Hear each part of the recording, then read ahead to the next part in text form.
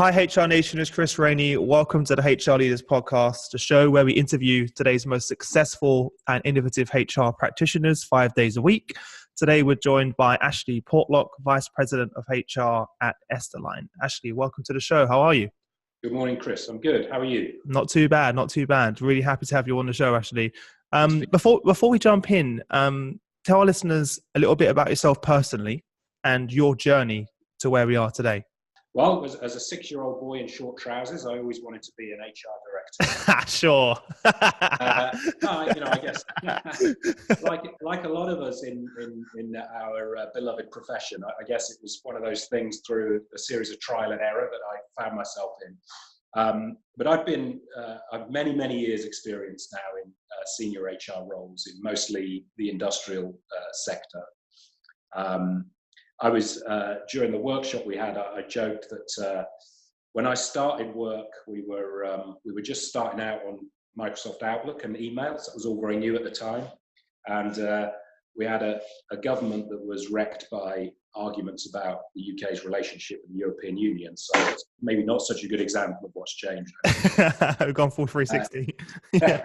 But a lengthy career in HR roles, which brings me to where I am today, and obviously the topic that we're going to discuss.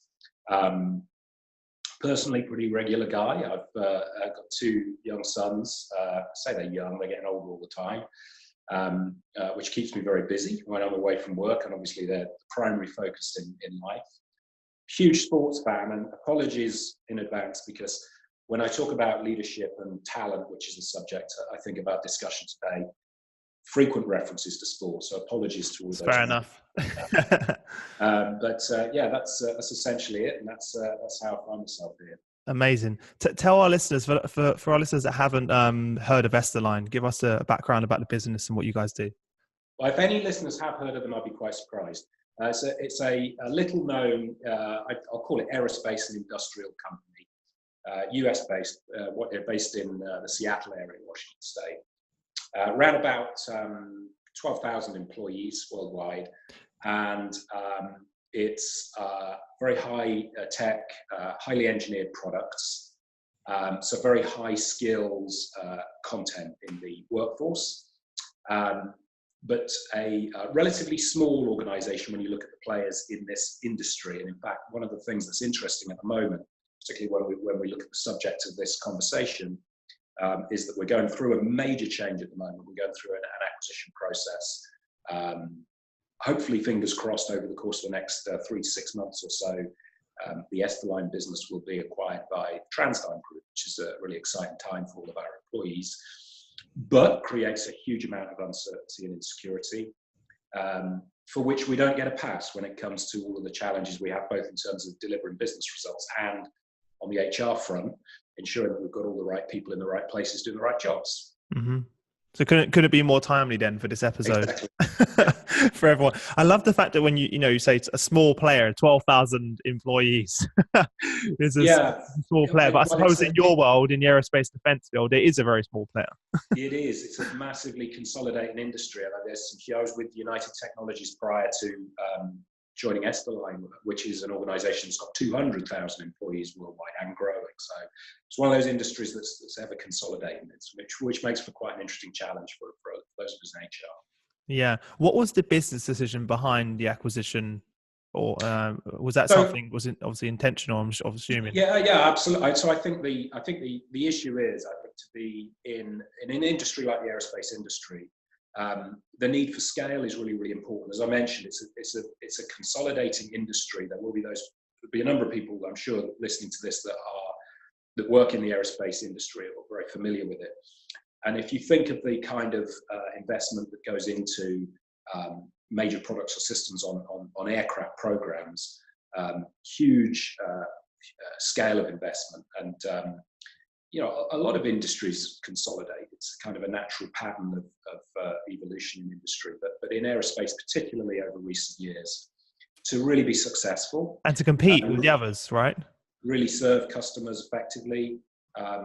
Scale is very important. So it's as simple as we will get more for our customers and for our employees, and create more value for shareholders by being part of a bigger group. Yeah. Yeah. More buying power, more, more competitive in terms of just competing on price. Yeah. There's probably a million different reasons why. Yeah. Fantastic. So you're literally just in the process of going through this right now, right? Right now. Yeah, absolutely. As we speak. It's a process that's been ongoing for some months now. It was publicly announced in October last year. There's a lot of, it's highly complex when it comes to regulatory approvals and shareholder approvals and so on. So our expectation at the moment is that we should hopefully be at a point of completion sometime in the first half of this year. Mm-hmm.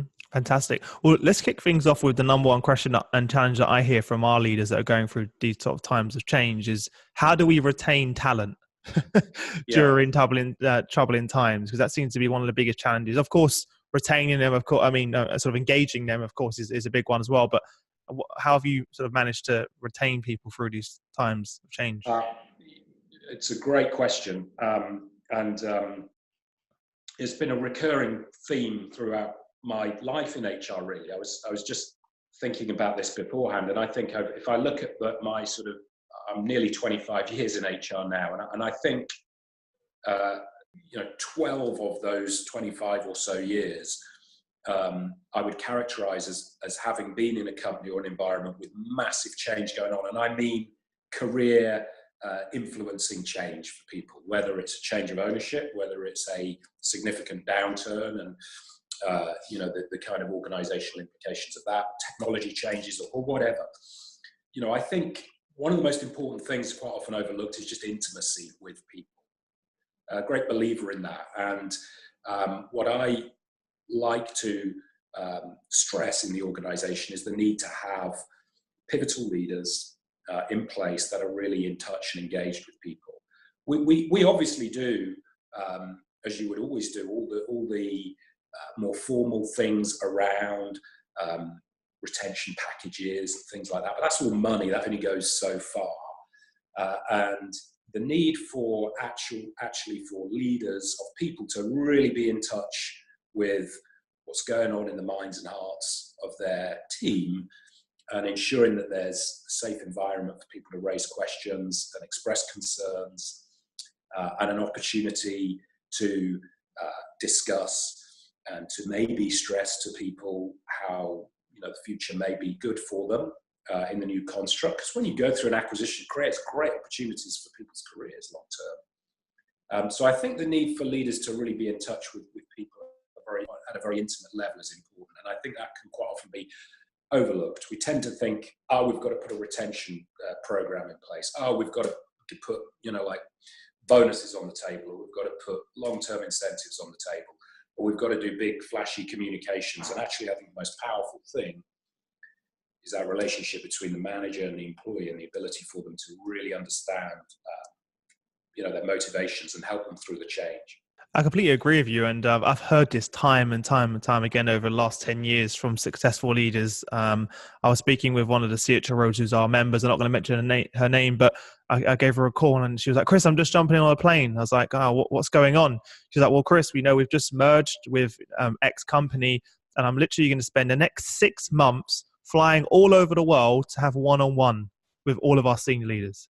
I was like, wow. She's like, "Yes, this is what it takes to retain people during these times of change, is that I'm going to sit down with every single leader or key stakeholder, obviously, within the organization, one-on-one, to understand their challenges and to listen to their concerns, right, and ensure they understand what this change means for them and what it means for them. And as you mentioned, a lot of people don't think about the positive sides of these transitions, because immediately we're as human beings, we go to the fear mode and think. But and every other leader that I've encountered over the last sort of 10 years of doing this, they do that. They all travel all over the world or wherever it may be and have those one-on-ones. There's no shortcut.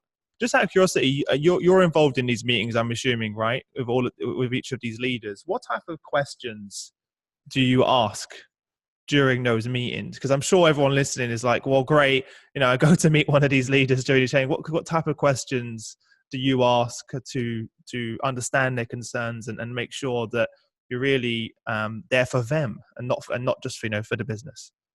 Well, I think that there's a really important sort of pretext to that in a way, Chris, and I think this goes to the point of what it takes to be effective in talent management and leadership in an organization. And it's the ability to have established an extremely, I'll call it, trustful bond with people.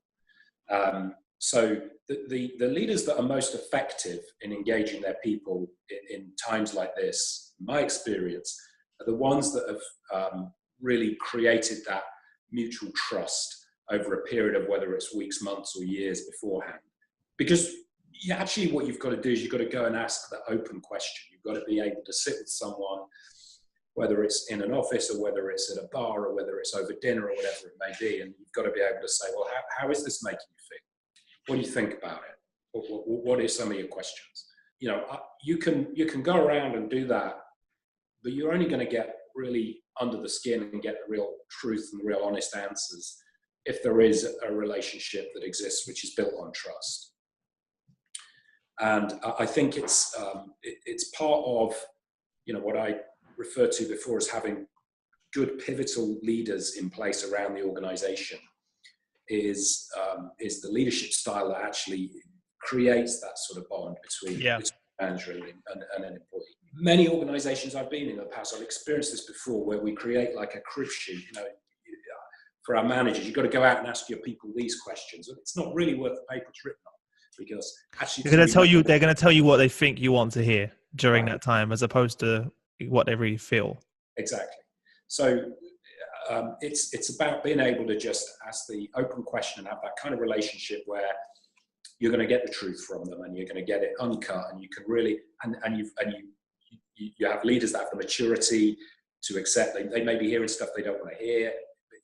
It might be stuff that gives them concern, but to encourage that kind of open dialogue and really understand, emotionally what's driving someone. That, in my mind, is the way that we can be most effective when it comes to retaining people.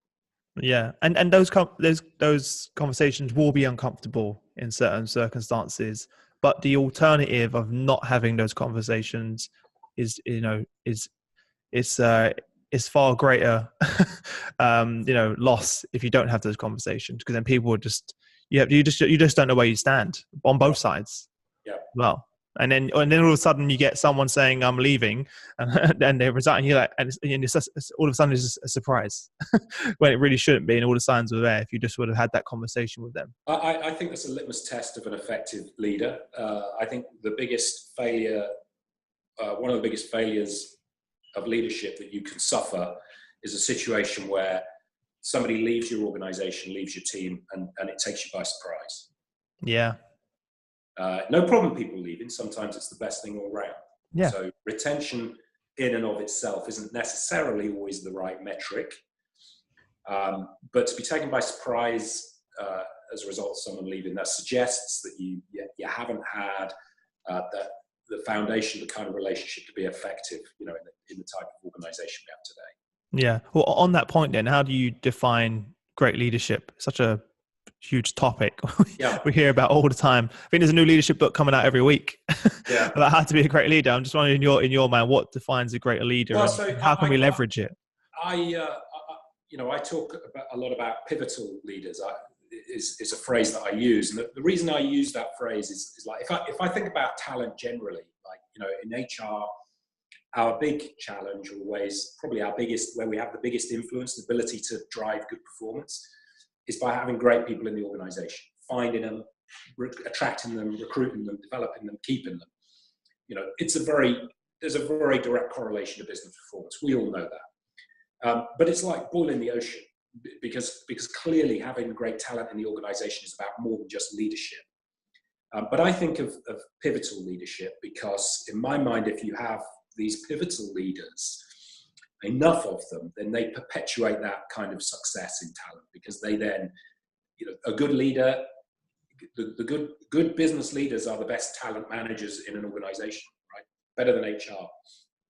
So I think, and I go back to the sports analogy, I think there's a few things Are you a sports fan, Chris? I don't know. Do you know what? I'm like a strange person because I'm not UK sports, but a sports fan in other things like ice hockey, basketball, skateboard. I'm a strange human being. You know, Right. most people in the UK, it's football, it's golf, it's rugby, but go for it anyway. Okay, all right. So I'm going to be very traditional English. I'm going to use an analogy. In 2003, England won the Rugby World Cup. It was a real good case study in effective leadership, because there were some exceptional leaders in and around that squad. There was a coach, you'll have heard of him, Sir Clive Woodward. There was a captain called Martin Johnson. He spoke at one of our events, by the way, on leadership. Really, really good. I mean, like, you don't need to be a sports fan to read the books. Yep. Now, some of it's a bit cliched, but it's really good lessons in leadership, I think. So you had Woodward at the top, and then you had Martin Johnson, who was the captain. And I want to focus on Johnson because he's what I would call a pivotal leader. And you can draw a parallel to people in organisations when it comes to this. Outstanding performer in his own right.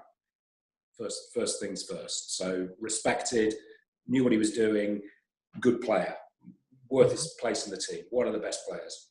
So a very good performer in his own right.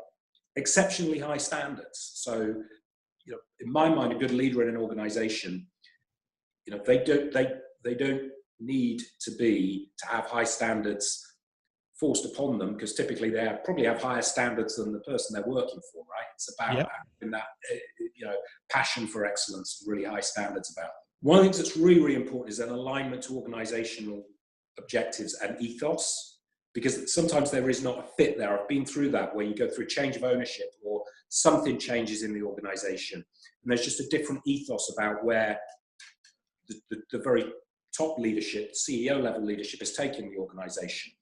And if you're a leader that for whatever reason is out of sync with that and unable to carry the message, then that's going to be a struggle. So, you know, that doesn't make you a bad leader. It just means you're out of fit. And if you look again, going back to the sporting analogy, Woodward, Johnson, another two great examples of this. And I'm sorry, Chris, it's British sports football, but that's fine. For many years you had Sir Alex Ferguson, and I knew Ferguson was coming up. Ferguson's probably most famous captain at Manchester United was Roy Keane. There was a phenomenal alignment and fit between those two up to a point in time, which I think was around about 2005, when they fell out of alignment, and it was very, very quickly dealt with because Keane left the club, right? Anyway, so that alignment is really, really critical. And then crucially, the final thing that I think marks out really great leaders in an organization is that they themselves are passionate about talent development. So they want to be surrounded by the best players. If they're on a sports team, they have a nose for how to improve people as players. And they make the time and they make it a priority. And it's very, very high on their agenda to actually build a strong team. I like a leader who goes into a leadership position and his reflex or her reflex is, okay, who am I going to surround myself with? Who are going to be the people that I'm going to be able to work with in order to be effective? And that, I think, is really crucial. If you have enough of those in the organization, and you can scale it up or down depending on the size of your organization, but I always reckon if I'm in an organization that's got 100 people in it, as long as I've got 4 or 5 people like that in key leadership positions, I've got enough, I've got enough critical mass to actually start moving the needle and improving levels of talent throughout the organization. One of the things that I've heard more recently, and I've keep seeing it come up over and over again, is that leaders lack emotional intelligence. So that's something I know is something you touched upon before. Could you share your thoughts around that and how that's sort of cultivated? In my mind, it's a core skill for leaders. And I think thankfully that's increasingly become recognized in organizations that I've been a part of. You know, if I go back a number of years, it was very much the norm that, you know, you had that kind of what we used to call the Peter principle, where you kind of like, you know, you promote it until you become ineffective. And quite often, it was, you know, I've always worked in fairly technical organizations, you know, engineering heavy organizations, and invariably the best engineer became the engineering manager, and suddenly the best engineer wasn't an engineer anymore. He was doing something that he wasn't so good at. And I'm not picking on engineers, and I'm not saying they don't. That happens all the time, by the way. It happened to me as a salesperson. I became a sales manager, but same thing. I wanted to be a salesman, not a sales manager. Exactly. Same thing. And I think, there's increasingly a recognition. And emotional intelligence, I think sometimes I worry sometimes that it's emotional intelligence some people connect emotionally well with others and energized by that and enjoy that. Others just don't. It's not their thing. And emotional intelligence, I think, can sometimes be a little bit condescending, like as if you're not one of those people that really connects well, then you're not effective, or you're not worth your place.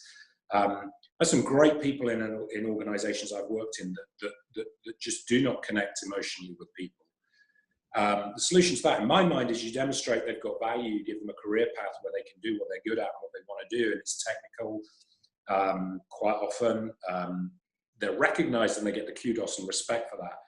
But I think if you want to call it emotional intelligence, that's fine, but just that ability to be able to connect and empathize and be intimate with people is a core leadership skill. And I think there's some great programs to develop it.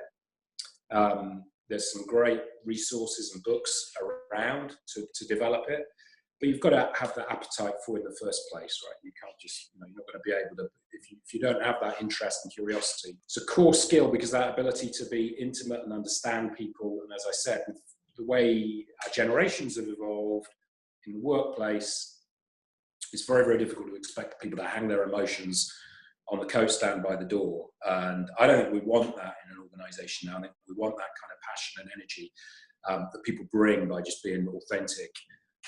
And so to have people in leadership roles that are tuned into that and actually enjoy the challenge of being able to connect emotionally with people, I think is absolutely core, critical for somebody that I'm calling a pivotal leader. One thing I always touch upon is it's really seems obviously very tough to attract talent during these times.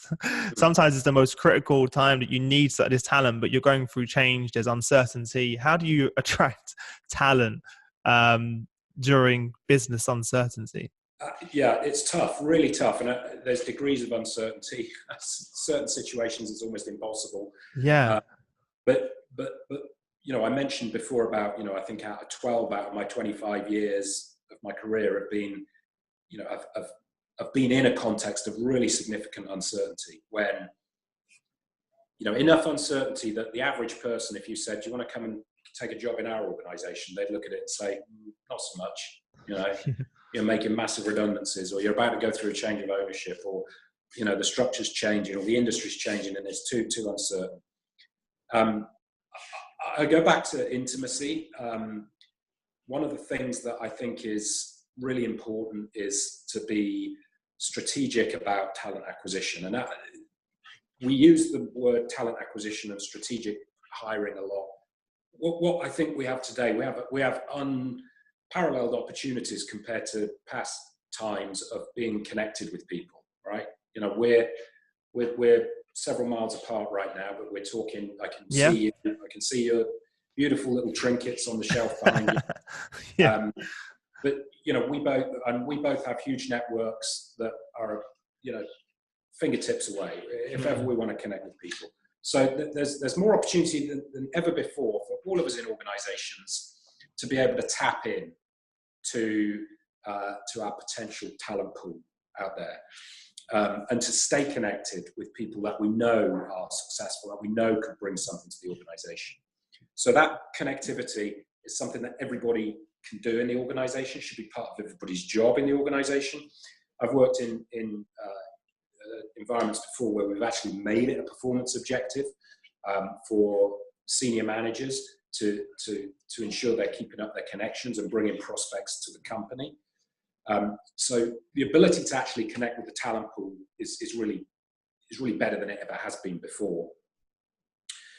Then in when we talk about the talent pipeline, I think of it less of a pipeline. I like to think of it as a green room. On kind of like a TV shows. Yeah, I'm with you. You have the green room where the talent sits. Before somebody comes on, they're in the green room and they're being well looked after, and they've got a drink and they've got some nice things to eat and things like that. They're having a bit of fun, and then when the time is right, they enter the stage. And I think it's the same principle. I think it's the ability to actually be able to just stay close to the people that we're connected with, the ability to understand what's going on in their world, to understand what might be attractive for them about our organisation, and the ability just to stay close to them in that regard. And again, that's a role that shouldn't be carried out by HR. I think I'm more interested in HR driving a process that ensures all of our leaders throughout the organisation are doing that. And then the final thing is really important, I think, is the ability to adapt the organisation when the moment comes, when we have the opportunity to bring somebody into the organisation that we know is going to be accretive to the capabilities we've got, that we're able not to be too constrained by the confines of the organisation in terms of, what job are we going to give them, what are we going to pay them, and all of that kind of stuff. Can I do another sporting example? Go for it. It's football again, Chris. I'm sorry. You got unlucky that you're speaking to the only English person that doesn't support a football team or a rugby team. I'm going to do another Manchester United example. It's going to show you how old I am. But back in the 90s, some of the older listeners might remember this. They bought a player called Eric Cantona. I know him very well. Eric Cantona. They didn't really need someone in that position. They had a lot of good players in that position. But Ferguson was trying to create the best team in the world. He was trying to win a league. He found out by accident that Cantona was available. He actually got a call from the Leeds manager, who was where Cantona was playing at the time, about one of his players. And in the course of the discussion, it became apparent that Cantona was available. He could go, he could buy him. So he was not constrained then by thinking, well, I don't really need someone in that position. It was more about, okay, this guy's going to be a game changer. I'm going to get him. I'm going to find a way of fitting him in. And we can do that in organizations. We can think creatively about how we fit someone into the organization, give them a meaningful and exciting role, and have them locked in for a career with the organization to take us places. And I think sometimes we can be a little bit constrained by the barriers, traditional organizational barriers. Yeah. It's ever more important when we're trying to attract people into the organization, particularly when things are a little bit uncertain, because you're going to have very limited moments when you can strike. And so the ability to be flexible, adaptable at the right time is really important as well. Last question, you kind of touched on it a second ago, but in terms of the methods we can adopt to communicate the need for talent to senior leaders, obviously if talent isn't on the agenda of a senior leader, that's already a worry. Mm-hmm. but if it isn't, what are some ways we can ensure that it is? It's a great question, because it's really the single biggest success factor, I think, in an organization. Yeah, of course. And I've worked in both. I've worked in environments where I've worked for a CEO who just has a passion for it, which in my mind is a good CEO, because I think, as you would expect me to say, I think it's a core strength of any good leader. So I've worked for people that just have a passion for it. And in any organization, leaders mimic the behaviors of their leader. And so that's something as an HR professional you can really leverage. So I've worked in environments where, because of the passion that the CEO has for this, I've been able to kind of crank that up, and I've been able to make sure that there's been, if you like, the agenda in the boardroom, if you want to put it that way, for this type of activity, where we're literally spending at least 2 hours every week dedicated to this subject collectively as a team, where people are going off and it's part of their objectives. Mm-hmm. And you get real traction that way. Yeah. But you don't always. And I think the important thing then is you've got to, as the HR leader, you've got to be able to make the case. You've got to be able to convey to, whether it's a CEO or a CFO, the importance of talent management, having effective leadership, You've got to be able to put that across in a way that's meaningful. Now, we all know inherently that, and I've seen it. I've been in poor performing organisations. I tell you, it's because they've not had adequate leadership. I've been in really good organisations, strong leaders. I've been in organisations that have turned around as a result of key leadership appointments. So we all know it and we've all seen it. But you've got to be able to sometimes build a business case. You've got to be able to demonstrate, what the returns can be by actually making this a priority, and also giving it urgency. So we don't always do analytics that well in HR.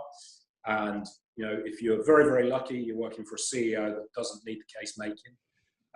You might still need to make the case to certain managers around the organization, CFOs, or whether it's department managers or whatever that don't quite get it.